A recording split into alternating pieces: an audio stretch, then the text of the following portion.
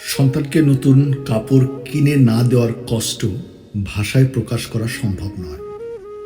যখন সে নিজেকে সংকুচিত করে, চোখের কোণে ক্ষীণ আশা নিয়ে অপেক্ষা করে এবং আমি অক্ষম হয়ে তাকে বলতে পারি যে এখন সম্ভব নয়, তখন মনে হয় যেন পৃথিবীর সমস্ত দুঃখ আমার উপরে এসে পড়েছে।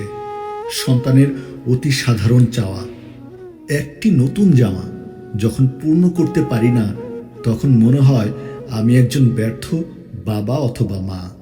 তবে যখন সে শান্তভাবে বলে কিছু নয়, আমি ঠিক আছি, তখন যেন বুকের গভীরে এক বিষণ্ণ অনুভূতি দানা বাঁধে।